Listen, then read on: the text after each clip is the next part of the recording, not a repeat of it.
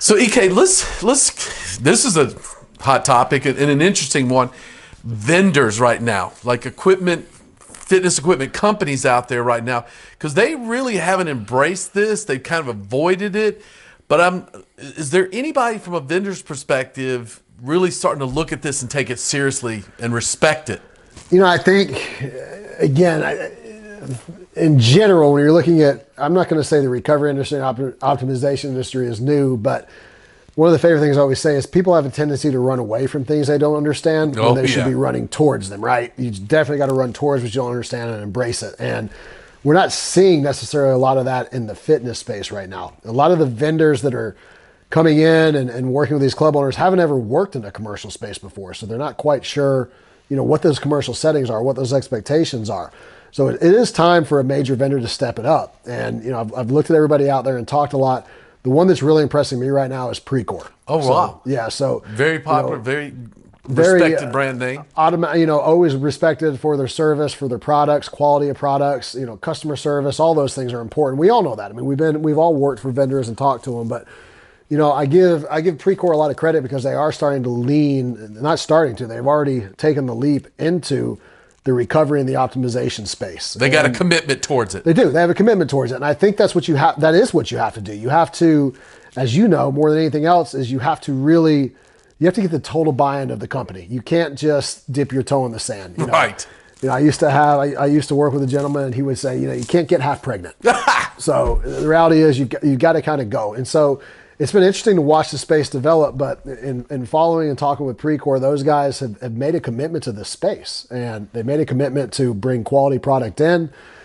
The next step is to bring that quality education in as well. I mean, the education is so important to the reps that are out there because, again, yes, sir, it's up to your sales team to educate these club owners on the product they're buying, what they can expect from it. So I think in the coming years, we're going to see coming years is too long. I think in the next 6 to 12 months, yes, sir, we're going to see more and more vendors start to shift over to this space a little bit.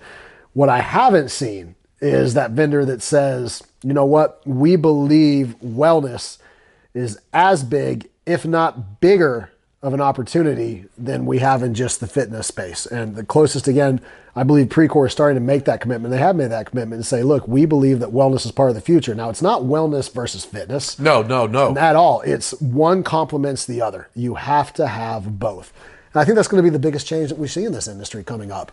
I think that with any vendor that's going to come into the space and want to grow, we're going to have to explore, right? We're going to have to explore and see what does work and what doesn't. So again, to step into the space, you have to be quality, and you have to ultimately understand that if you put a product in that you need to work on, you need to fix, you got to be forward with that about your customers. And the customers look, these gym owners, these club owners, these big companies, they want to see this space work, right? They want to see it add revenue. They want to see it keep members engaged longer. So I think we're going to see a rush with a lot of other people trying to get in the space, but it's who's going to be doing it right. And right now, Precor is the one that's leading that charge. And one thing, too, you mentioned is about the education piece.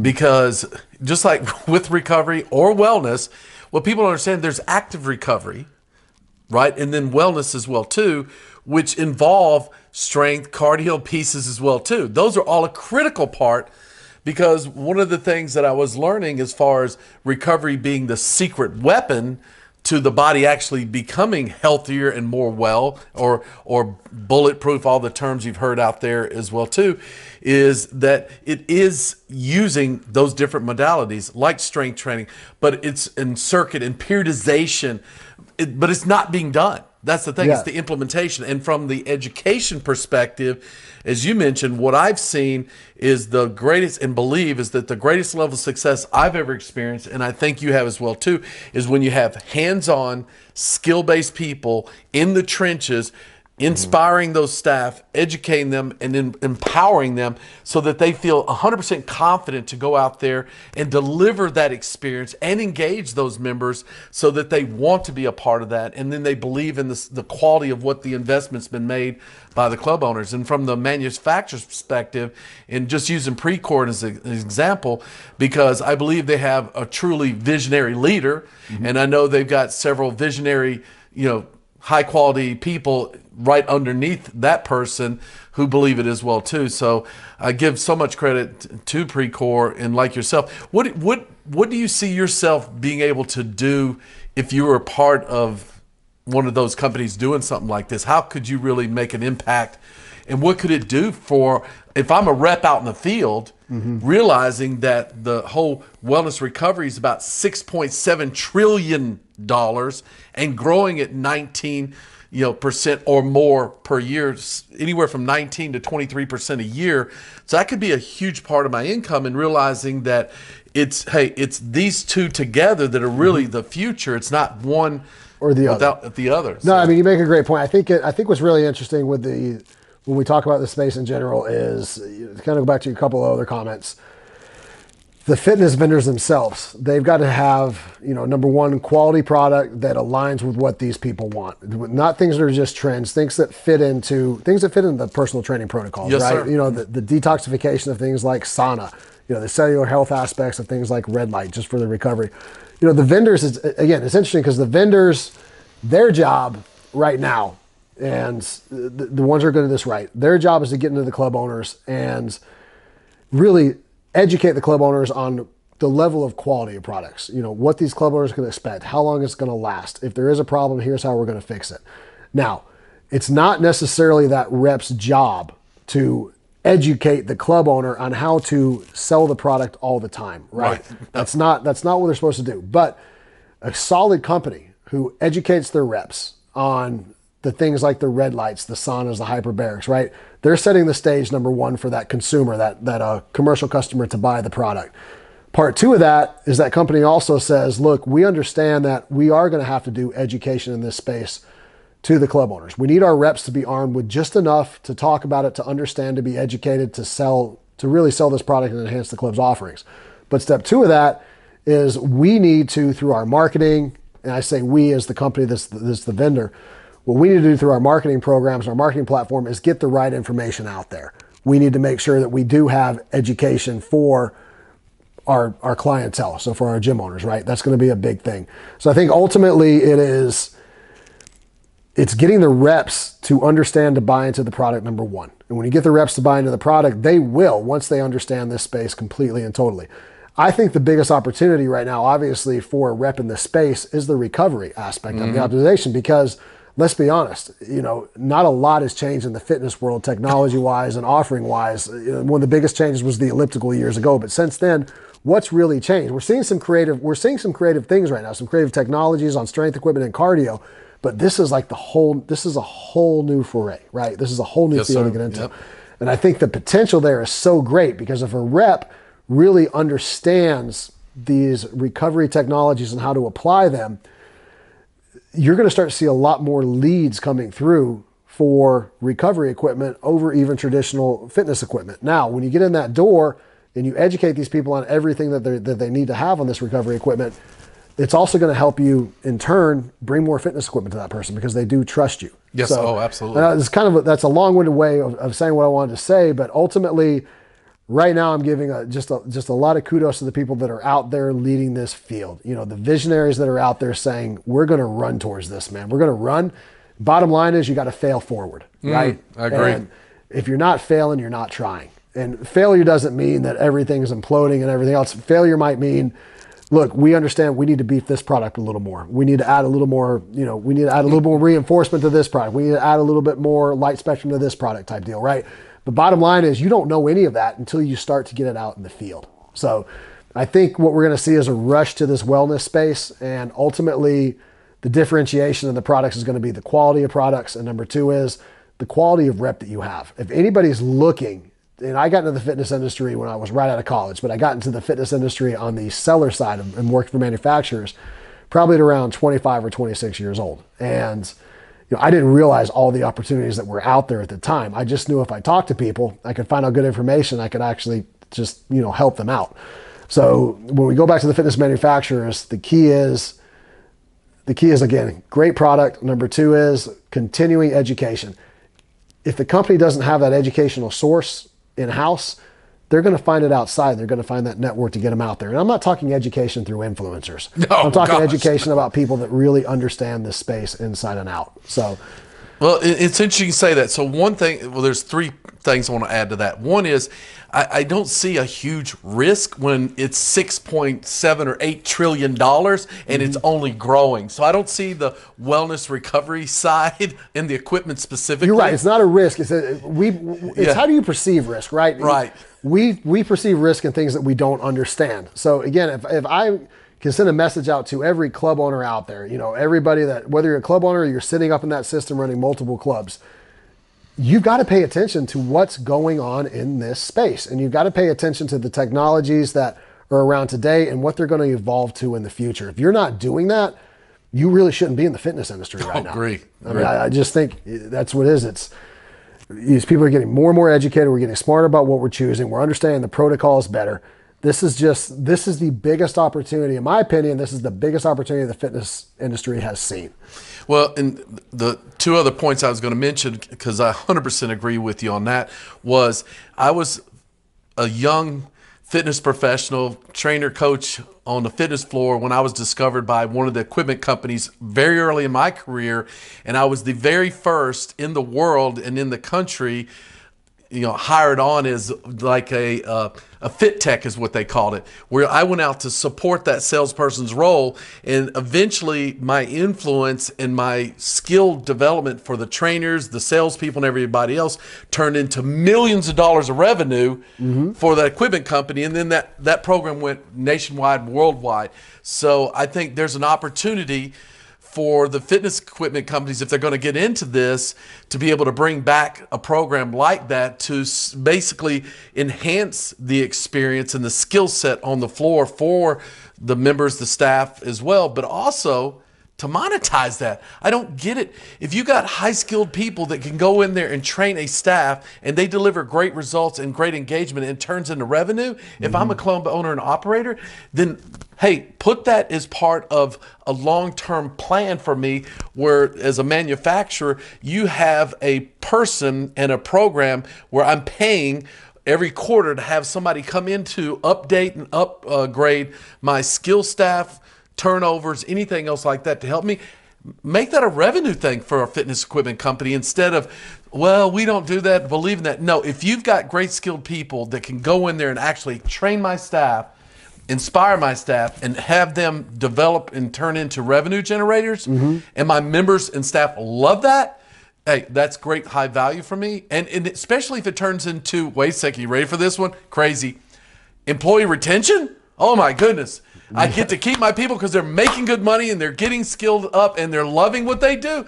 Yeah, I'd be willing to pay for that. Yeah, it's so cool. I mean, the movement towards wellness optimization, it's coming so fast, right? And I think the biggest differentiator in the future of this is going to be the technology that backs these things, right? Like, we've seen wearables go up, whether it's Whoop, whether it's Oura, whether it's Apple Watch.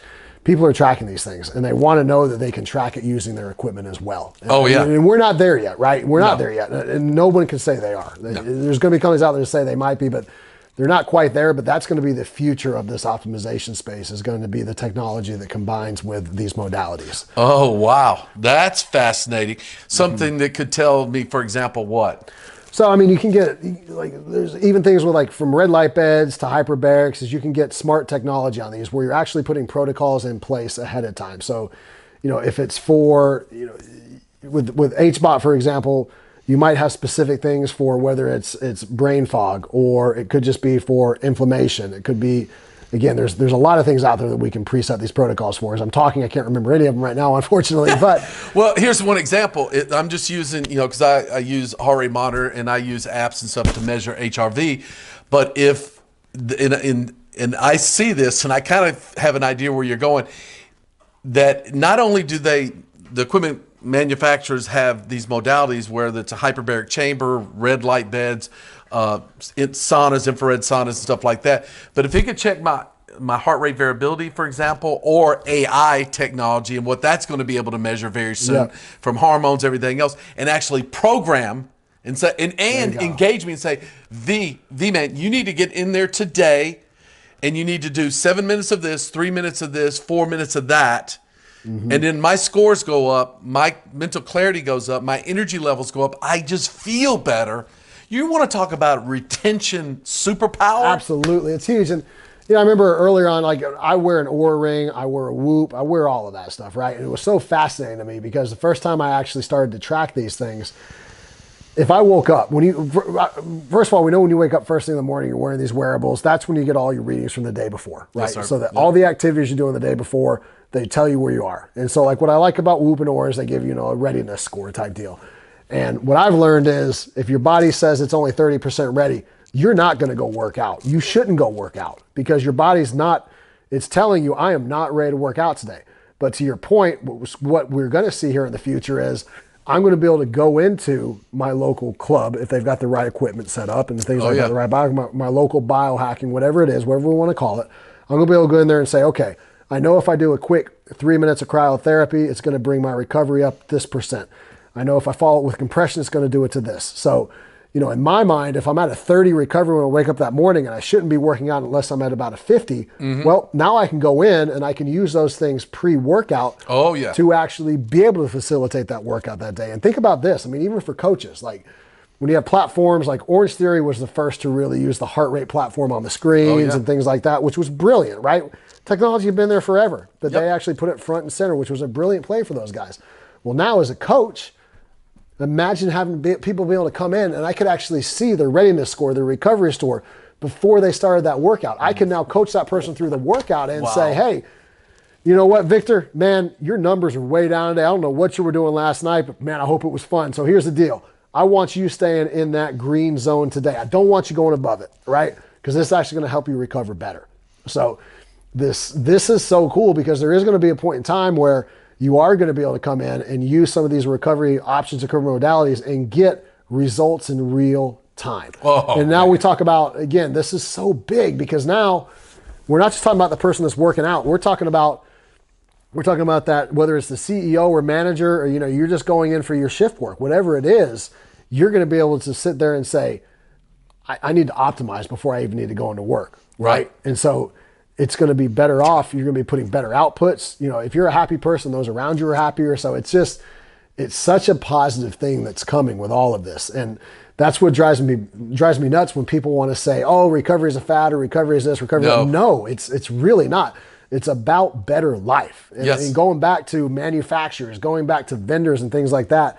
Again, this is the future. This optimization spot is just so freaking exciting because you might only like one or two things of the 10 that we offer, but those one or two things, they're truly going to be life-changing for you, right? Oh, yeah. And so I think that's why I'm so excited about this space. Well, and I'm going to switch gears for a second and go back on two things. One, we talked earlier about kids and how important this could be for kids as well, too.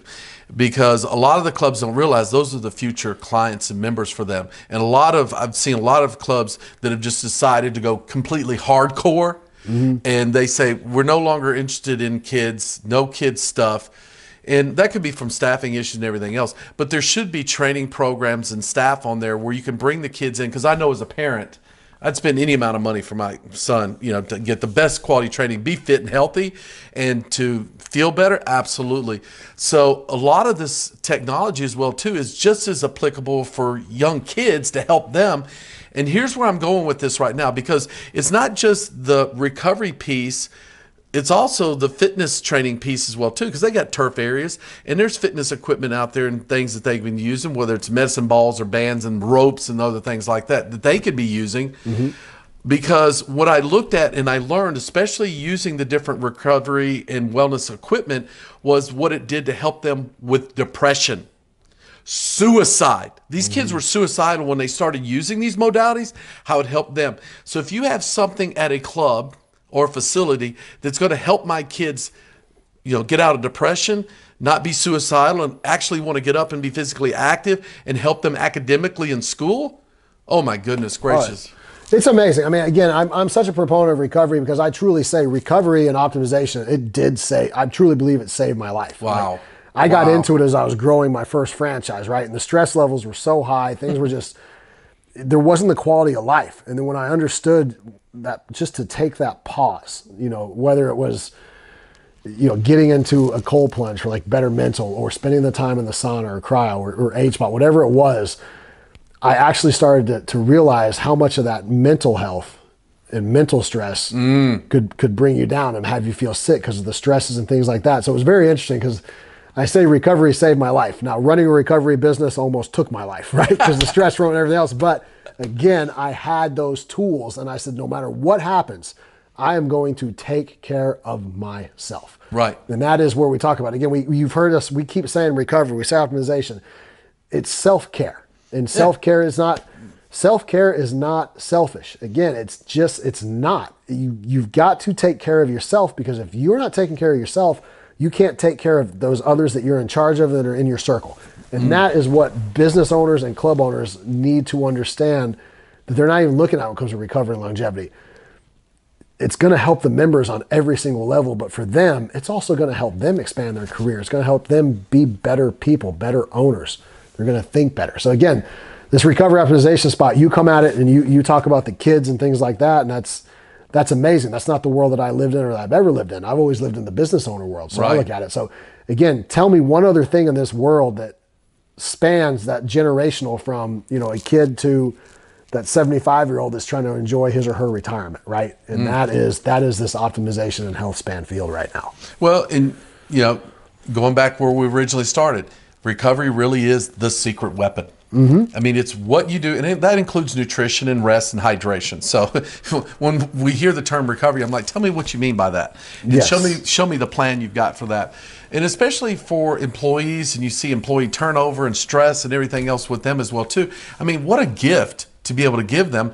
And as we mentioned earlier before as well too, 80% of the population that's not feeling good enough doesn't have the energy to come in and they look at a gym and they're like, forget this. To be able to get them to use this as a bridge again, to get them feeling better, to want to move, to get them just, their bodies feel, okay, I feel good enough mentally, now emotionally, kind of physically, now I want to move. So that you bridge them into the fitness clubs, and then you start with a wellness program, or it could be periodization or an active recovery where you're using a circuit and cardio and stuff lightly and gently at low levels. There's that alarm phase again, just getting them started again, but not too intensely, and then going back again to the hardcore.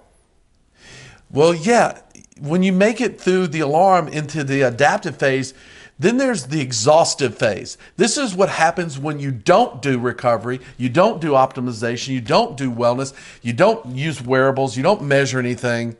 You get into the exhaustive. This is where you get injured. This is where you get sick. This is where you get sloppy. It's sloppy. This is where you burn out and give out and walk out and give out and lose all that.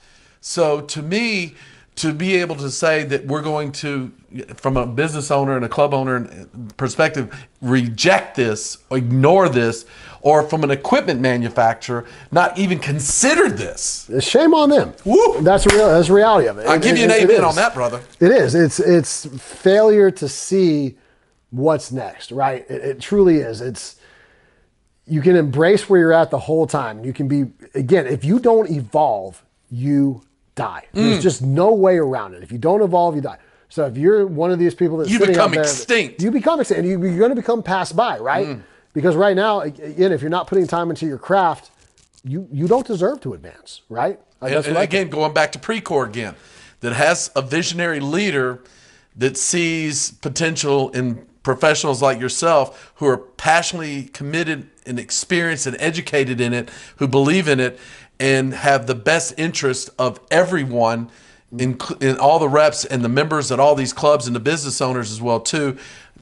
Props to them. I can't give enough credit to them. It is. And I know that I've spent the last year, I've been fortunate enough to be on talks and on stage around the country talking about things. And, I'm at all these shows with peptides and all these shows with this equipment and everything else. But what I talk about, real facts with entrepreneurialism, like what it's like to own a business, what it's like, to just what the real truths are about business ownership, right? So much fun. Yeah, well, and how hard it is. But I think we just have to accept that we're living in a time that we're just so high stressed at all times that we have to put this optimization into our life. We have to pause for a moment, right? I mean, I look at it right now. In my last week, I've been on, 8 different airplanes. I've slept at an airport. Oh. When I don't sleep right, it's miserable. But I'm still going, and I actually feel good. If I wasn't doing all the things I've been doing, I feel like I'd just be completely drug in the dirt, and I'd be no good to anybody right now, right? Yes, sir. So again, that recovery part and the optimization, this is it. For the club owners that are refusing to embrace this, you're just, I'm at a loss for words almost with it. Yeah. The club owners, I don't understand why. I understand some people are slower to adapt, right? But there's leaders and there's followers. Right. In this space, you have to be a leader. Well, and one thing, so let's go to that point for a second. The ones, because we heard this at the HFA show in Vegas, Wild West. And what I came out of that is just like, you don't have any certainty or clarity because you've never done it or experienced it, and you've not seen enough of your members and your team and your staff, and from the sales all the way down to the service, the trainers and coaches, even the group fitness people. Oh my gosh, I love the group fitness department. Probably one of the most important member retention pieces, along with the personal training side, to any fitness gym business. But for them, it was just that they came into this with such passion and enthusiasm. The results people got, the experience people got, the retention, referrals, all these KPIs that you hear about, that's where it was driven through. So again, just nothing but lots of love. Spreadsheets but when you look at these spreadsheets and all these things like that, spreadsheets remind me of architects, right? So the spreadsheet is your architect of your business. But the reality is the architect plans it out. When you get in and you start building it, shit's going to hit the fan, right? Yes, sir. It is going to be different. So you can't rely on all the spreadsheets and everything else. Sometimes you got to go by your gut. And, it's not to go off track here, but what's really interesting is when we talk about the early adapters in the space, right? Before we get to that mainstream, the early adapters are the ones that are pioneers. We're the ones that are going to fail, right? Right. But the reality is I've learned more in my discussions with people who are the losers than I've ever learned with sitting with just the winners. Wow. Because when we talk about this space right now, there's going to be losses in this recovery and optimization spot. There's going to be mistakes, but guess what's going to come out of those mistakes? That's going to be the brilliance of now we're starting to do everything right. So I agree. Again, that's why I go back and I urge every club owners it's not a risk because we know people are going to use us. The risk comes in how you execute it, right? I agree. The risk isn't how you execute it. It's not in bringing the equipment or anything else. It's how you're educating, how you're selling it and everything else. But if you're going to take that risk and you're going to get a couple of losses, but the reality is you don't get to victory without losing along the way, right? And then when you get to that victory, now you got to sit there and refocus and say, okay, I've done this right. I'm ahead of everybody else. How do I stay ahead of everybody else? Well, let me go fail a little bit more. Right. And so that is where this spot is. So when I talk to club owners, things like that, and say, hey, what are your expectations? And they're like, well, I want to make X, Y, Z off this. Okay. So let's just say you have a 400 square foot spot and you want to monetize it. Here's what I can fit in this spot. You can spend 30 grand, you can spend 60 grand, or you can spend 90 grand, right? Well, a lot are going to look at it and say, well, let me just spend the bare minimum. Exactly. It's always go to the bottom. If I put the lowest investment, it's not always going to be the biggest return. Correct. So that's very important for club owners to understand is you really do have to invest in this space. And you can't just go to that bottom rung and say, let me get the cheapest of everything I possibly can and put it in there. And if it works, now I'll upgrade to something better. What else in life do we do that way, right? I mean, we're coming out. So you got to come with that mindset of not if it works, is when this works, as this works. So you really do have to kind of speak it into fruition more than anything else. I agree. And if you're going to be doing recovery and optimization in your clubs, you've got to get the personal trainers we talked about earlier. You've got to get them bought in to understand this is not a threat. This is an enhancement to Oh, you. absolutely. Group fitness instructors, same way. Get them in there. Staff. So my advice to anybody that wants to operate a center and make it revenue generating is give it to your staff.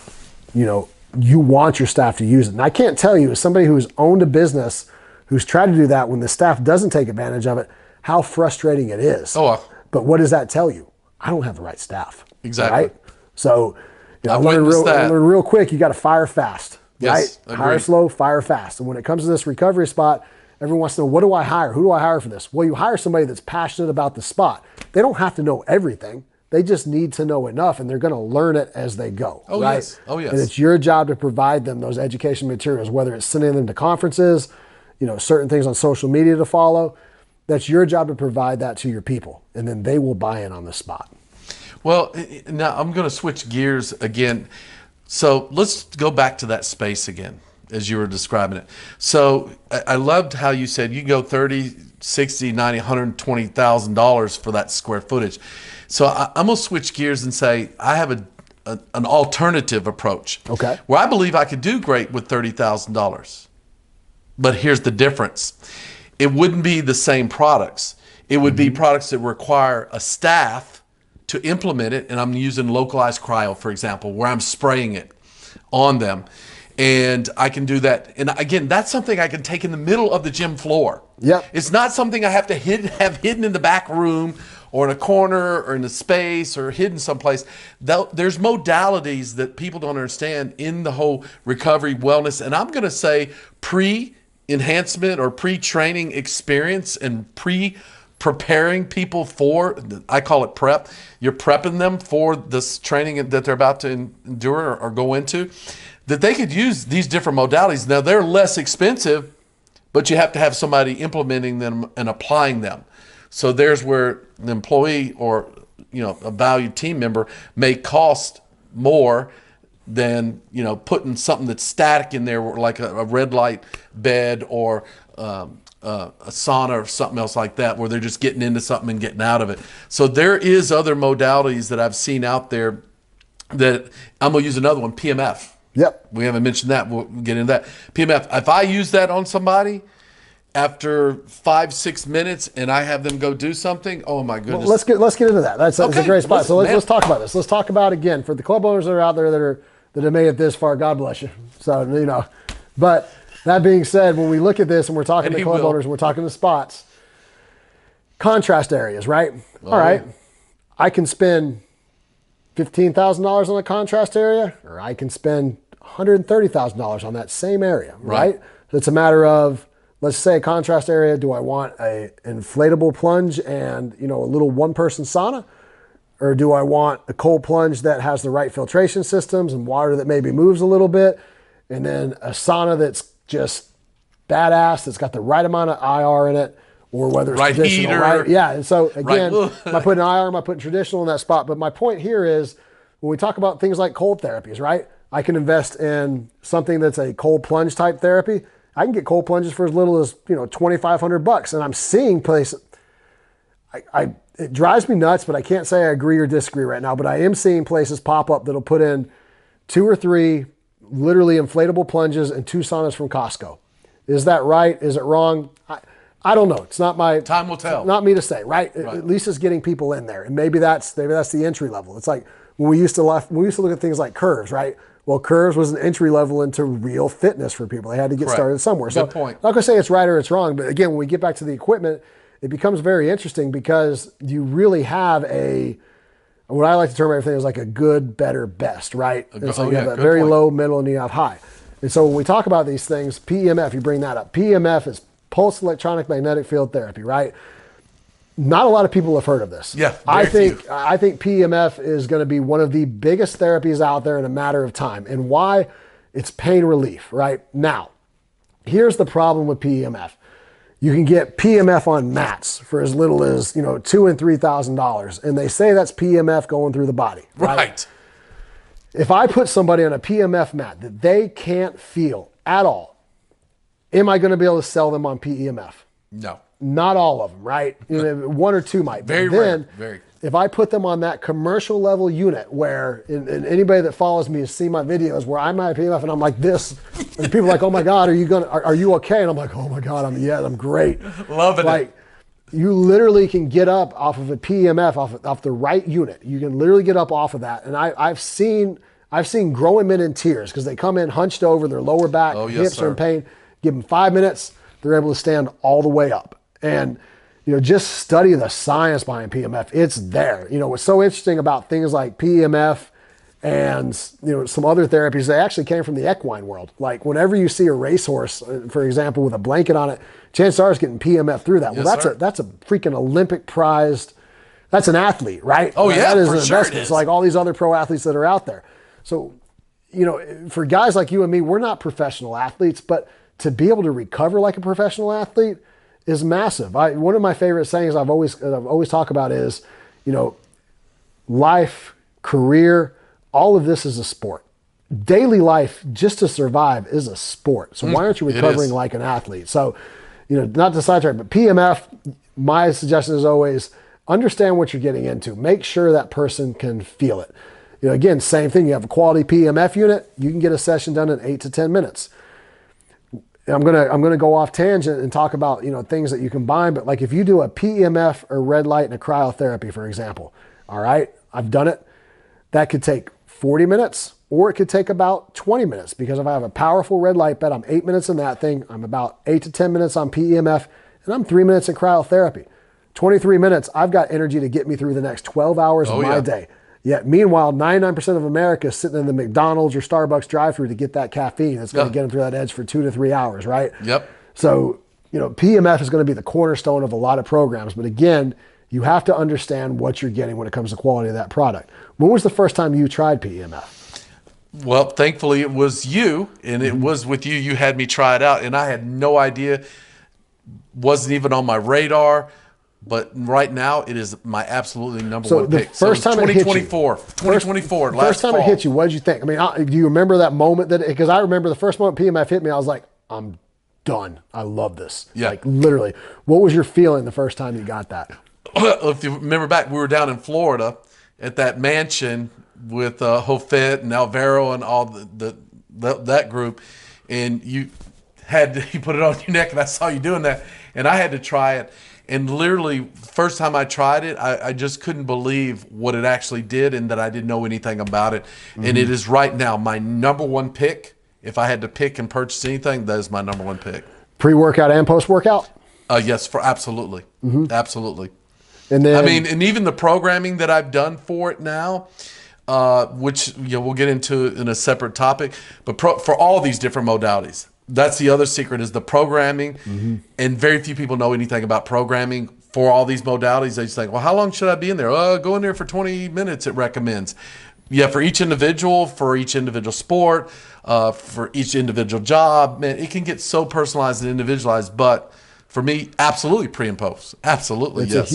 Totally different for pre and post. Completely different. Yes. Yeah. And I mean, again, it's something that you can do at home. You can do it while you're doing other things. Like if you do PMF while you're doing an IV, that IV flows much faster. But we're not going to go down that path right now because we're going to be talking more about clubs. So what's interesting about PMF is it can be a touchless wellness, right? Yes. You just have to show people how to set it and how to understand and how to go with it. And so that's a great one.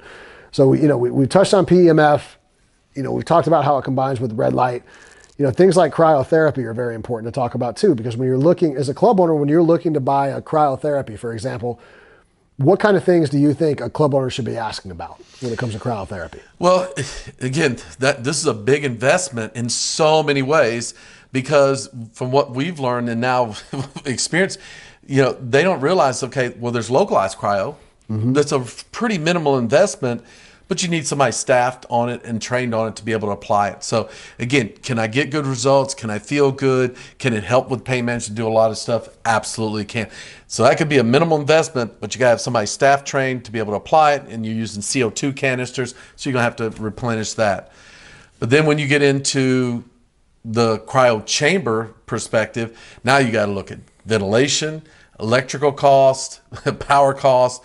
I mean, there's a lot more to it than just the chamber itself. And thankfully, a lot of them are moving towards just electric nowadays. Mm-hmm. But for me, and you got the fans blowing more on you that helps, so it's not so extreme.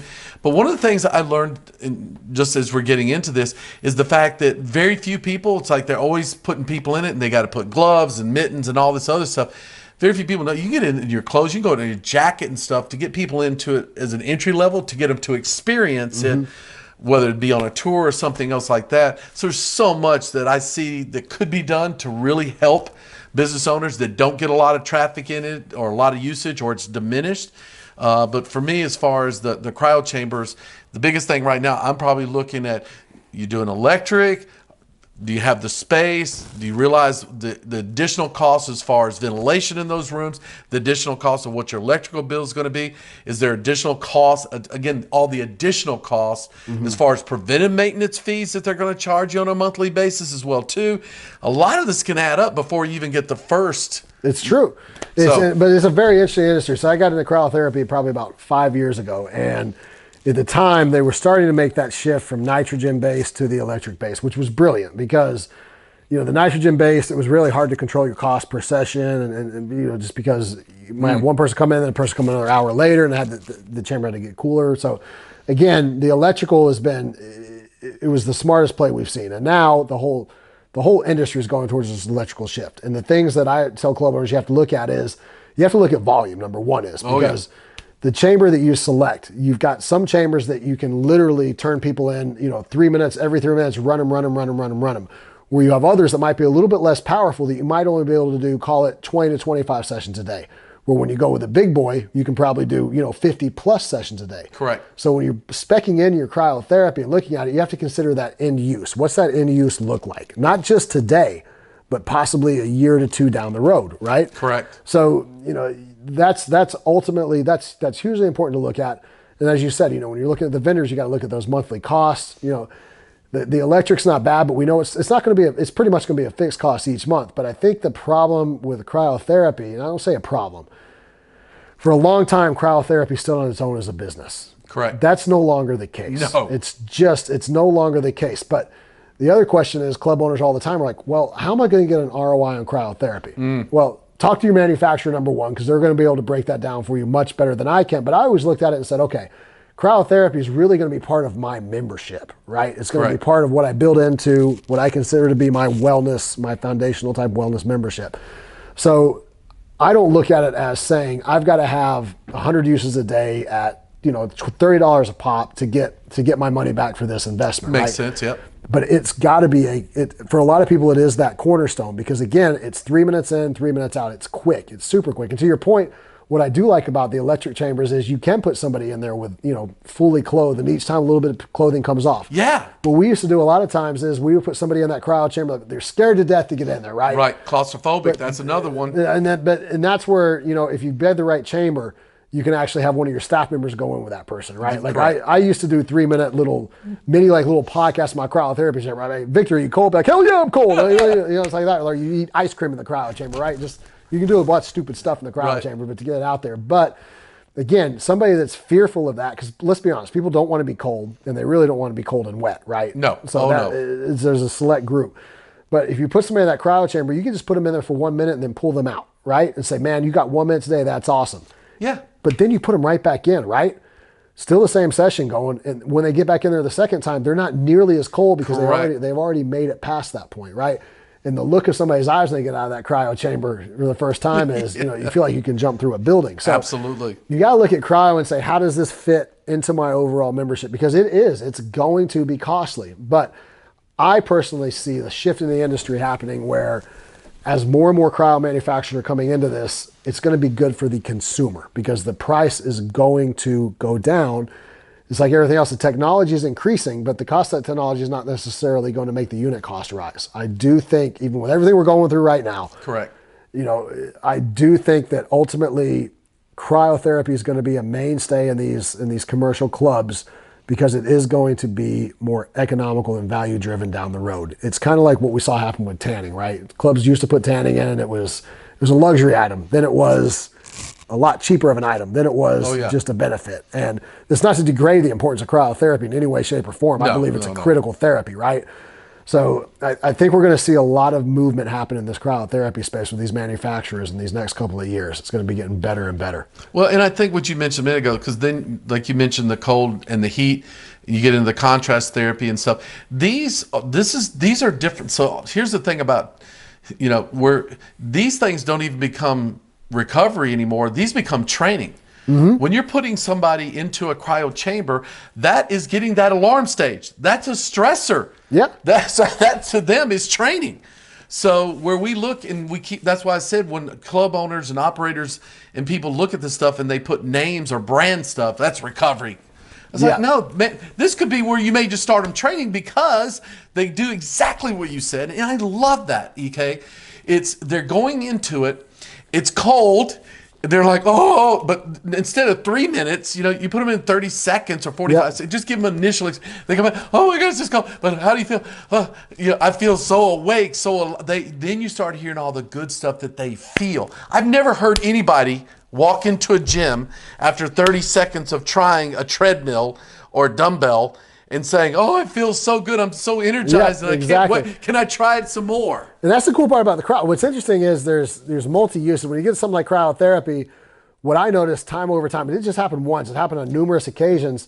We have a lot of ladies that started cryotherapy for whether it was recovery or the metabolic effect that would continue to come back because they would see their skin improve. So there was actually an aesthetic aspect to that. So that's the other thing. Like, we're not talking about aesthetics and health clubs, right? And we don't need to be talking about aesthetics and health clubs, right? That's for those luxury clubs that can service that client. Right. But don't forget that there are side benefits to a lot of these things. Red light plus is not just cellular health and inflammation, but it's also skin care, right? So again, as a club owner, you have to look at these things as multi-dynamic and multifunctional pieces. That it's just another. It's another. I guess you call it, round of ammo, that you can help bring clients in, because I've always said it's going to be vanity versus vitality, right? I've said that forever. And the reality is those two worlds have finally combined, and where we are at time in society is it's okay to say, hey, I am in here for the vanity of this, but I'm also getting healthier with it. The same. So these things have multi benefits, and I think that's really exciting. Well, and just kind of sidebarring for a second on that.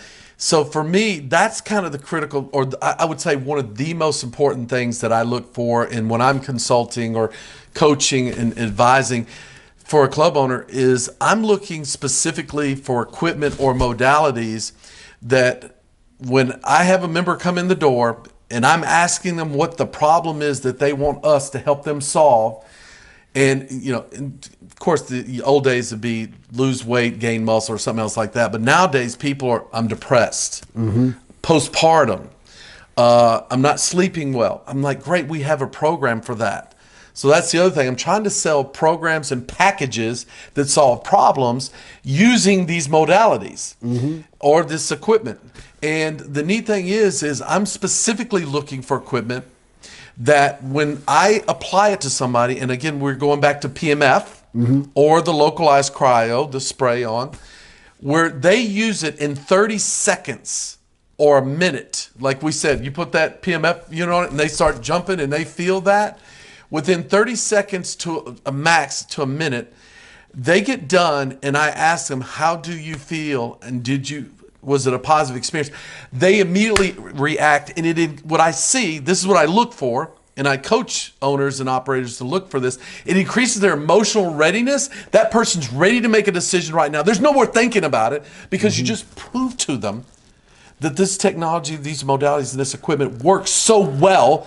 A dumbbell's never going to do that, and a treadmill's never going to do that either. 100%. So that's why I'm not dinging against the fitness equipment companies, but I'm showing them the opportunity, because if I get somebody in there, the program may include time on a treadmill, time in a circuit with equipment and stuff like that. So when I'm designing programs and packages for problems, it could incorporate or include all of that. The challenge is everybody's sitting here saying, well, you put this in this corner, you put a turf over in this corner, you put this in this corner. Nobody's understanding the integration of all of this. What do we say? Leadership, right? So not to change gears, but let's talk about, again, we talked about how club owners want to know, do I want to monetize this space as an amenity? More importantly, I'm going to give you my opinion, then I want to hear yours. Where does recovery and optimization fit into the overall gym sales process and the tour? And my belief is you end the tour of the club itself in that room. Whether it's, you might have massage chairs in there, you might have some compression in there. But the beauty is you've walked that person around that whole club. And you and I both know that when we're having a conversation with somebody and they're doing this, that means I have no idea what you're talking about, right? So when you bring them into the recovery space, you actually now get a chance to sit that client down. And it might be in one of the massage chairs, which feels wonderful. Oh, yeah, for Or sure. it might be in a zero gravity with some compression on, right? Or again, it might be that cryotherapy where they just get a little taste of it. But my point here is if you end that gym tour and you end it with that recovery space, it's so unique to them because they came in thinking I'm looking at treadmills and the ellipticals, and I'm already scared of it, right?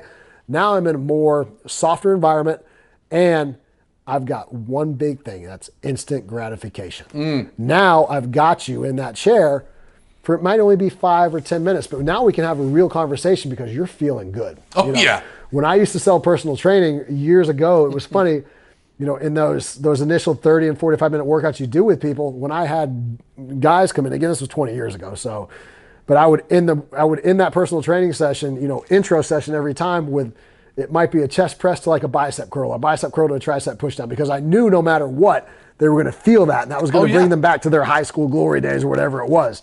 If you can make somebody feel good in that recovery area, now you've not only got that member sold, but they're going to be sold on that spot and come in there almost immediately. So that's my belief. But where do you think when a club owner talks to you and says, hey, man, where do I need to place this in the club? And where do I show this on the tour? Do I even show it on the tour? What do I do with this? Where do you think it falls? Okay, I'm going to go. It's baseball season right now. So I'm going to come and I'm going to be a pitcher and I'm going to throw you a curveball right now. So one is I agree with that and I love that and I support that 100%. But here's where I'm going to just give an alternative ending. Okay. Let's put it that way. I'm going to say it depends.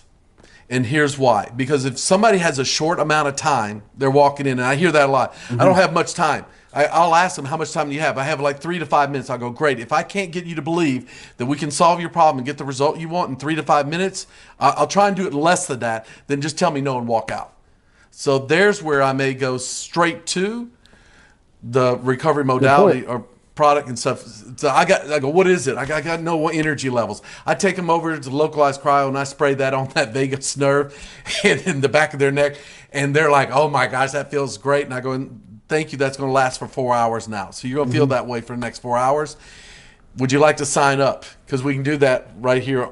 You push this button and we get you signed up. If I could close it and get them committed and sign up in 3 minutes and get them out of there and make that's another option.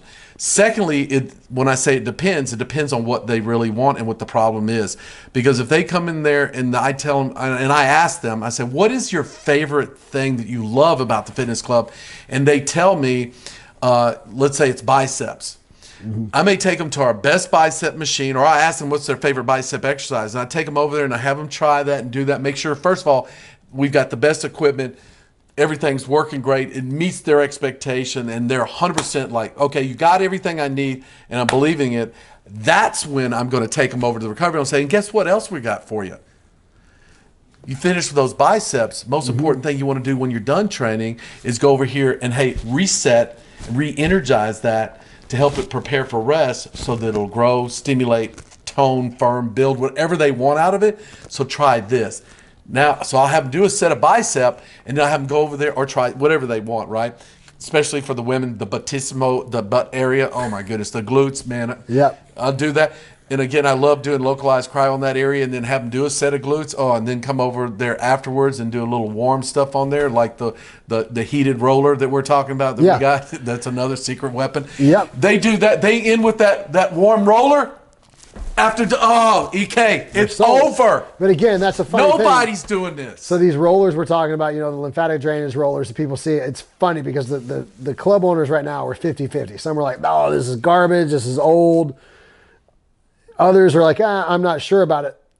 Again, I don't care if you're not sure about it. We're talking about your customer here, right? Right. If it makes your customer feel better and it is even 1% effective, why not? Yeah, right. And for this amount of investment. Yeah, too. I mean, why not? So and that again, amount of space. Again, it's stop being so narrow freaking minded, and right? The other thing is the visual part of it. People see it and they're like, what is that? Yeah. See, and when everything else looks the same, because that's their intention to make everything look the same. No, everything does look the same, and then nobody knows what anything is. Nothing stands out. Nothing's unique. So there's no stimulation.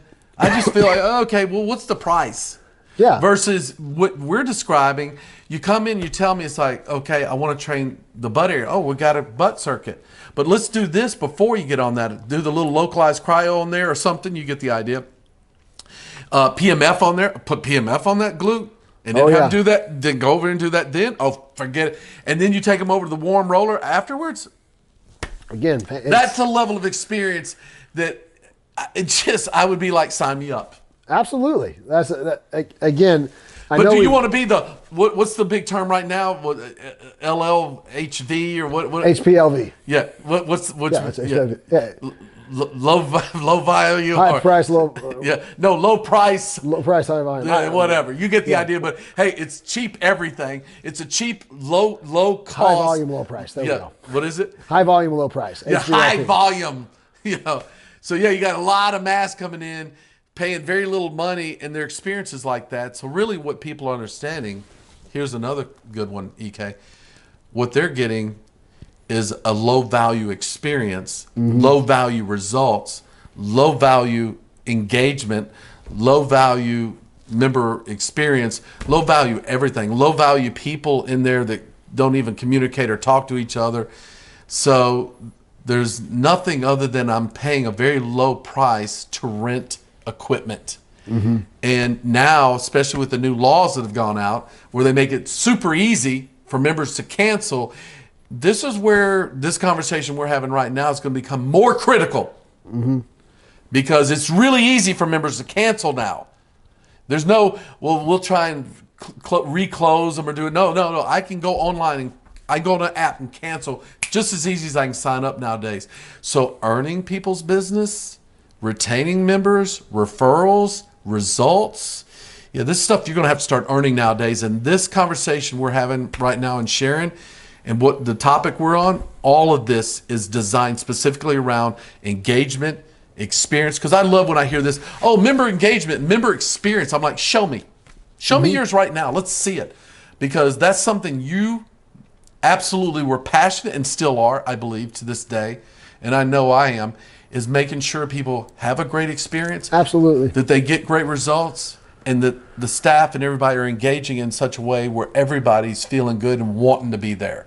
So helps with employee turnover, member turnover. I mean, just so much good in all this. But I will say, I do see the HVLP play right now. That is what's booming in our industry, and I do think that they can help shape and drive the recovery and optimization industry. Oh, now, for sure, absolutely. What we're seeing in a lot of places is, and it's not a knock on the product by any means, but we're seeing a lot of places just throw in a lot of massage chairs and say, okay, this is recovery. So again, not saying that's right or wrong, but it's a disservice to the members to limit it to that, right? Correct. You've got to have equal pairings. So I love what's happening in the HVLP space, but I do think we're starting to see a couple of leaders in the space say, hey, you know what? We do understand where we need the sauna. We do understand where we need red light. We do understand where we need cold. So we do understand that we have to contrast all of these out. So I think there's going to be a defined leader in this space that everyone else is going to follow. And we'll go back again to that leader. That leader's going to have to continue to innovate. And so, we're seeing a boom in the luxury clubs, obviously. The luxury clubs, Lifetimes of the world, the Equinoxes. Yeah. Look, they're catering towards that luxury client. Well, HVLP is catering towards the everyday person. Correct. The everyday person is probably the one that really needs those recovery and optimization more than anything else. So yes, I do see a major shift in floor space coming over to recovery in the HVLP as well. Absolutely. Especially when it's like, I remember when functional training got big, and I was at the beginning and loved that piece of it. They go throw in some station now that had a pull-up thing on it, a landmine, a place where you can anchor a battle rope. They just stuck it in there and said, we got functional training. Yeah. Same way where they're doing these massage chairs. They're just sticking something in to say we got, like turf. They just throw some green turf in the floor and say we got a turf area. It's not programmed. Members go on there and they lay down and they play on their phones. They do everything and anything other than what turf specifically that space was designed for. So same thing with this. When you just go and throw something in there, just to say you got it. Well, here's the difference. There's so much social media and information about recovery, wellness, longevity that members are going to find out pretty quick, especially when they've got some good influencers, and they're going to know that ain't it, and that's not good enough, and that's going to put the pressure on them. And there's where people are going to, the club owners and operators are really going to feel the pressure and the pain, because people are going to reject that, and they're going to know that you went the cheapest, easiest thing you could do. You didn't really care about me. You just stuck something in there to say you got it. It's not an alternative to your point. The way I look at that is, you've got the massage chairs and people are gravitating towards them, right? Oh, yes. Oh, yes. Why are they gravitating towards them? Because they feel good. Oh, Again, yeah. instant gratification. So why doesn't a bell go off in your head right there as that owner saying, okay, if they like this, why don't I add this and this next, and even elevate that experience a little bit more, right? So that's a great way to dip your toe in the sand, but you have to understand, I'm going to have to elevate off this rather quickly. You know what? I totally value and respect what you just said, because you gave me a different mindset, and it just gave me a lot more clarity on this. And again, I understand from the club owner's perspective where that's the challenge. So putting a massage chair in there is just like putting a leg extension in a circuit. That's the only piece you got in the circuit is a leg extension. Yep. It's like, where's the other muscle groups? Exactly. So Where am I I confident love this what together? you just said, because that's the first time I thought of that and looked at it that way, is when I look at a recovery wellness space, if all you put in is a bunch of massage chairs and some compression boots, and that's it. That's like you got two pieces of equipment in a circuit and you're working two muscle groups. Where's the rest of the circuit? You know, you would never consider to do that. That would be insane. Same thing with I only put treadmills in my cardio area. No, there's always a balance based on what members want, but you always put a balance of stuff in there. You don't just put one. Yes. So I love what you said, and it really made me pause and rethink that for a second and come with a different perspective. So that's going to be my new perspective. It's just like putting a bicep curl, one glute machine or something. It's just like one piece of equipment in a circuit. And you put 10 glute machines, or you put 10 bicep machines and nothing else. Yeah, so I like that. That was good. So, when I look at, future trends, things that are coming and things are here. So one of the interesting products to me is hyperbaric, right? Oh, and wow. So hyperbaric is something that, again, as much as I love PEMF, if I could do one thing and one thing only, would be hyperbaric, right? That's your passion. Anybody that's seen me knows I do podcasts from inside those things and everything else. Like I have seen literal, what I consider miracles happen in people that are going to hyperbaric. And it doesn't matter which brand it is. Honestly, I've just seen good, solid results. So when a club's looking at hyperbaric right now, you got the soft chambers, and the soft chambers are good. They're economical and they work. But I also look at it as it's not the best experience, right? So when clubs are looking at hyperbaric, they need to look at soft chamber. They also need to look at stepping up to a hard chamber. But the trend I see, and I could be way off here, but I truly believe that hyperbaric is going to become social wellness, where we're going to start to see a lot more multi-place chambers coming in. And here's where I'm going with that. Like hyperbaric is a premium that a lot of people charge, very high rates for. Right. Basically, if you're in a hospital and you're going to hyperbaric, you got problems, right? So they can charge those major money. But for just regular everyday people, for health and fixing things like that, the price point is very interesting. So where I'm going with this is, if you have a multi-place chamber, you might say, hey, a hyperbaric session is $150 an hour. But if I have a multi-place chamber that I can sit 4 people in, okay, well, great. Well, now I can bring 3 friends in there. And each one of us is going to pay, each one of us is paying around $40, whatever that number is, right? I should have done better math. But the point is, you say, hey, you got 1 hour here. If you're going to be solo and you want it solo, it's $150. But we could also have a sheet where other people can sign in. The group arrives at 4:00, and you've got all 4 of you in there at 4:00. You might not know them, you might know them, but I think hyperbaric is going to become a social wellness type thing. I see hyperbaric expanding to WeWork type environments, the retail office combos. Right. I see it going to apartment complexes, and I see it being a mainstay in gyms. Now, the flip side of that is it is time consuming, obviously, right? You're going to be in there for an hour. So what's an alternative to that? And the alternative to that, to me, that's very interesting right now that fits in the gym space is EWAT. And so, with EWAT, it's a way to get that oxygen while you're actually exercising, so more oxygen is brought into the system. Correct. So I think that EWAT is something that a lot of club owners should look at as an alternative and an option to hyperbaric they can put on the floor. What are your or an thoughts entry on level, that? right? Yeah, even an entry level. I mean, I know that we haven't taken deep dives on EWAT, and it's something that is definitely becoming more and more prevalent on our market space. What are your thoughts on the hyperbaric and the whole EWAT in the scenarios right now? Well, and I'm gonna go back to what you said. So for me, it's definitely foundation. It's definitely a must have to me, I believe, because oxygen is the secret elixir for healing and everything. So I definitely consider a must have and a foundational technology. The only thing about it, you just mentioned a minute ago, it's time consuming. Well, there's a couple of things. Time consuming, and you don't feel it. Yep. And the secret to the success of it is consistency. Is you can't come in it once a week and think you got the result and that's all you need. You need to be in there 2-3 times a week. I'd say 3 would be great. So if I'm going to train, you got to be in there. Consistency is the secret to success with that. And then the fact that it takes a little additional time, well, that makes me think, well, could I do other modalities in it at the same time?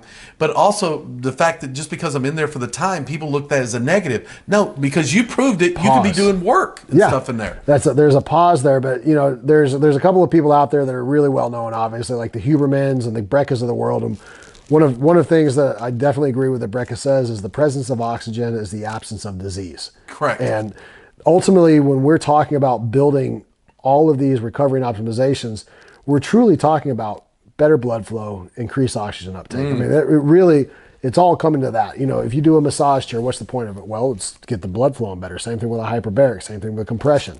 So ultimately, I do see a major shift happening. I think we're going to see a lot more presence of the hyperbarics and the things like EWATs in the future. So for club owners, that's something to look at.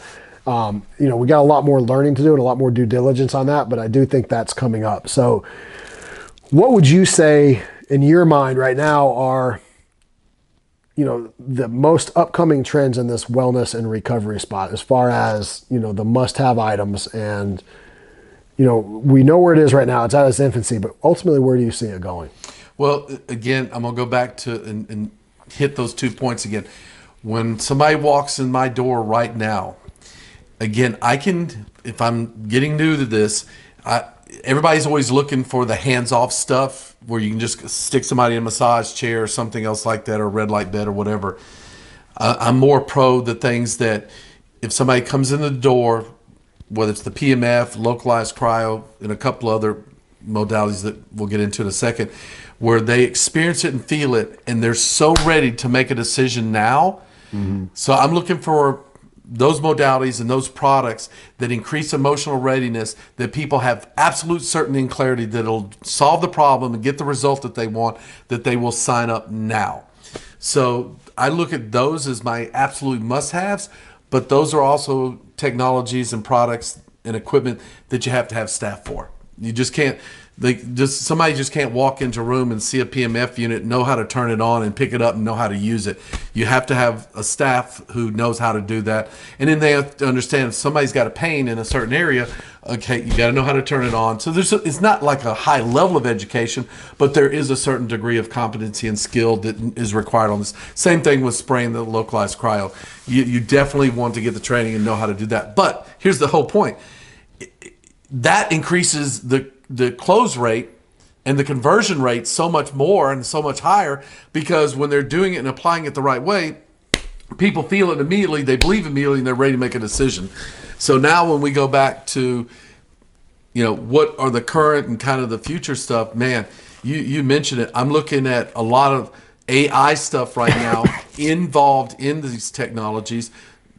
For example, smart hyperbaric chambers, you know, where it has the technology and the programming and stuff in it now, where it can make adjustments based on my needs and where I'm at. It can sense and feel that inside my body and make the adjustments on it. So I'm looking at how AI is integrating with these technologies and this equipment, so that in the future, in the very near future, because we just had a call recently, so we know there's some great stuff coming, where this technology is going to be able to make adjustments into the product or the equipment to help them get the right result being there the right amount of time and not to have to worry and depend so much on the staff anymore, where they just got to make sure they can operate it, get people in and out of it safely and stuff like that. But as far as those trends, I'm looking at the AI integration into these equipment and modalities, where it helps people, guide them, and says, here's how much time you need in there, here's the type of results you're getting, remeasure yourself and check yourself. Now you see you're getting better results.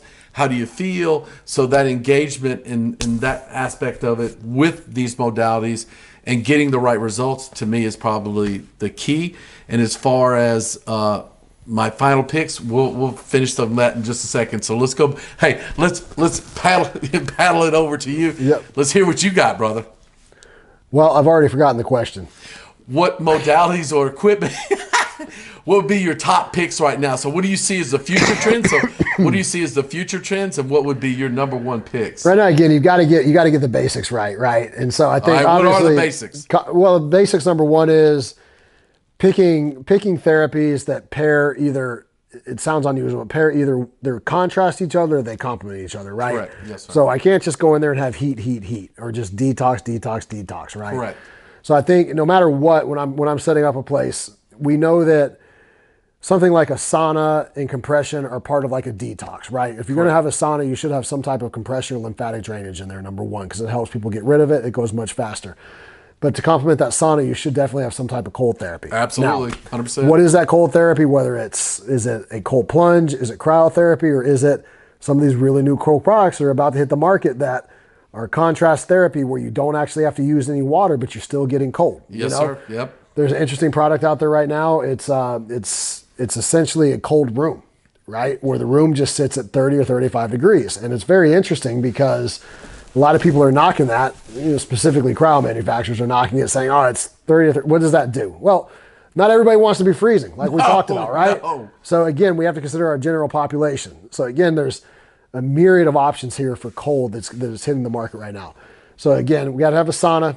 You've got to have some type of a cold therapy, some type of compression therapy to remedy that. You've got to have some type of a red light or a light type therapy. Agreed. Yep. Those are the main ones. Things that are up and coming, salt therapy. Salt therapy is not sexy and it's not exciting. Right. It's because people haven't been researching it enough. Everybody deals with allergies. And Oh, salt my therapy goodness. I'm one. can really help that with inflammation. It can help with the skin. And again, it's just about taking 10 minutes to get into maybe the salt chamber type thing and just taking a freaking pause of your day, right? Yes, sir. Yep. But then you've got the modalities that are mobile. And this is what's really interesting. And this is where I think this is what's going to change our industry, is understanding here's the therapies that have to require their own room or their own space. But by the way, here's what I can actually move around. So like things like molecular hydrogen machines, like the Nano VI. It's fantastic. It's crazy. And again, it's not something that you feel, but I'm going to tell you right now, whenever I travel and we do these trade shows, right? It doesn't matter what I do. I don't drink. I don't go out at night partying and binge. I try to get my sleep, but they still tear you up. Whenever I've used molecular hydrogen before leaving for a trip, I always have a higher HRV that next day. After I get back from travel, my HRV is actually higher at the shows than it is sometimes when I'm at home. And I think a lot of it's because of that molecular hydrogen type deal. But you talk about like the mobile cryo. So you've got the cryo sprays that hook up to CO2, but if you don't want to deal with CO2, you can get an electrical cryo spray. So again, you can spray that. Right. Things like the brain taps, the Newcoms of the world, right? That's all for the mental acuity, the brain fog. So this is important. It's not necessarily the questions you ask, but it's important for club owners and anybody setting up one of these recovery and optimization spaces to understand I've got items I can't move and I've got items that I can move. And those mobile items are really cool. Well, and here's where it's so important about what you said, and that's why I love like the PMF, the localized cryo, and there's other devices we can get into in a different discussion that are just that, because I'm using a new device that works directly on the vagus nerve that helps with stress, depression, sleep, and everything else. That's phenomenal, and it's inexpensive. So again, none of these things have to be inexpensive. They don't have to be big all the time. But apply that right here, and within just a minute or so, you feel relaxed, you're calm. Like it almost knocks me out and makes me want to go to sleep. So there is so many wonderful things. But I take those when I go out and I'm doing on sites. Mm-hmm. When I'm like go to sport, I try and build relationships with schools and teams, go to events, and because there's tons of health fairs, corporations, companies that invite you into these things where you can bring those different modalities. And if you can help people feel better and have a great experience, and hey, watch what that does to get them to want to show up and come and visit the facility now because they've experienced that and you took it there. We used to have to take dumbbells. Are you kidding me? Somebody see that I and know, they're like, heavy stuff, right? they'd be looking at me like, nah, I'm not interested. You know, I'd hear, but when we take the localized cryo, when we take the PMF units and stuff like that, they're like, I love it, especially when you start spraying, and they're like, what is that? What does that do? Well, here, let me ask you, how's your energy levels? You got any pain anywhere? Would you like your face? You know, how's this compression? This, and you just, one of those questions you're going to get an answer. Somebody's going to be, yeah, I got that. See, it's not, it's so.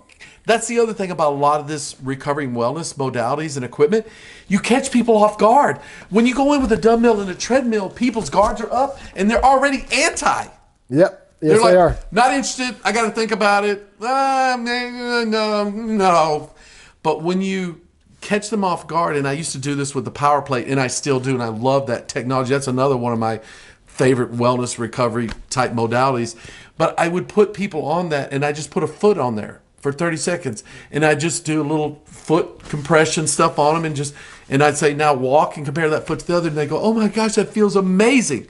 But see, when they looked at the power plate versus a treadmill or a leg extension or a bicep machine or something else, they were like, that's scary looking. But when they looked at this, they didn't know what it was. Yeah. So same thing with the localized cryo, the PMF unit, they don't know what it is. They're not sure yet. And that's, again, when we ask about future trends, again, it's just being smart with the design, right? It's being Correct. smart with the design. It's being mobile. It's understanding what can be moved and what can't be moved. Correct. And again, Correct. it really is it's having that forward vision to understand that there's, for every therapy, there's a complementary therapy, right? Yes, sir. And so I'm excited about the space. Obviously, you are too. It's a killer spot. Man. It's growing. It's got nowhere to go but up. I mean, at this point in time, as more and more people learn about this, I think we're going to see a lot more. We're going to see a lot more consumer products driving the market, the whole B2C thing. But that's going to be good for us because you can't compare the experience of a red light mat to a red light bed, right? No. And so the same thing. You can't, sauna's great. They have a lot of these zip up saunas now that you can sit in, your hands go out and you can work. It's great. It serves its purpose, but it's still not the same as what you've got. So, I would say again to everybody, you want to embrace these consumer trends and understand what they're starting to buy because that's what you need to be putting. Agree 1,000% with that. Yeah. Because if they already have an interest in it and they have some experience with it, there's the opportunity. That's the other thing that business owners don't look at it as the opportunity when you have a good quality product that provides a great experience and great results.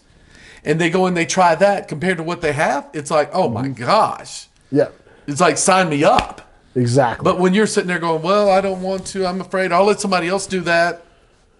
That's not, we're just about, beating people up, draining their batteries, making them so exhausted and fatigued that we don't care what happens to them and we don't measure anything. Yeah, that's going to be problematic because there's already, especially down your neck of the woods in Florida, we just saw this, an AI facility that has the recovery and the fitness blended in, and it's selling like crazy, and people are signing up way quicker and easier because of the experience and the results and the balance between the both instead of just the extreme of one and the rejection of the other. It's like that's a stance. And again, you're right. You're going to win 20% of the same audience over and over again and fight for that same 20%. While these folks out here are getting the 80%, and they're doing it with less square footage, less investment, and everything else, and they're making a lot more money. And hey, so there's room for both. Like I said, I love hardcore just as much as I love the other stuff. So I'm not anti anything, but I do prefer balance versus only one thing. And I'm told that we don't offer it because we just don't believe it or like it or interested in it, and you should go someplace else to get it. Now I got to go. And here's the thing, though, that they don't get. I spend more money over here and more time over here than I do at the gym. And then when it comes to me making a decision to go hardcore and do this, that'll be a couple times a week. This would be 3 times a week, and I spend a lot more money, and they treat me a lot more better. They care about me more. They're more interested, and they're more interested in my results. They're not just interested if I got crushed. Yeah, it's true. I'll tell you, I mean, as much as I travel and things like that, when I go somewhere for a couple of days, like obviously, you know, you want to work out. That's important. You want that movement base. But when I'm in town for a short trip or I'm place to place, the first thing I'm looking for when I land is something that I can do cryotherapy or potentially PEMF or even like a hyperbaric, because I know the stresses that are occurring on my body from that travel, right? And I know that when I do get home and I want to get back into my usual routine, I've got to return home healthy. So I think that's going to be a big shift in our industry too, is people are looking for these devices, especially people that are traveling for business and a lot for work. Oh, absolutely. Yes. And we're starting to see it in hotels and resorts and things like that as well. So they get it. They get it. And I think to that point, if the equipment manufacturers and the club owners and operators looked at this and had the vision for personalized wellness and health, that, oh my gosh, where you're helping people to feel better, to look better, to move better, and enjoy life better, versus just, you know, get swole, okay, or just come in and rent the equipment for a real cheap price. It's like, okay, well, you got that. So there's where I'm gonna just. I think in closing, what I want to say, you know, these conversations that we have, I always like my quotes, but one of my favorite ones is the 7 most dangerous words in business are, because we've always done it that way. I think that's 7. Whatever. No, you know, but near the end is pretty there. But that is literally one of the most dangerous things. And that's the shift that's happening in the fitness industry right now. Those that are resistant to it are saying, hey, we've always done things this way, and this is all we're ever going to do.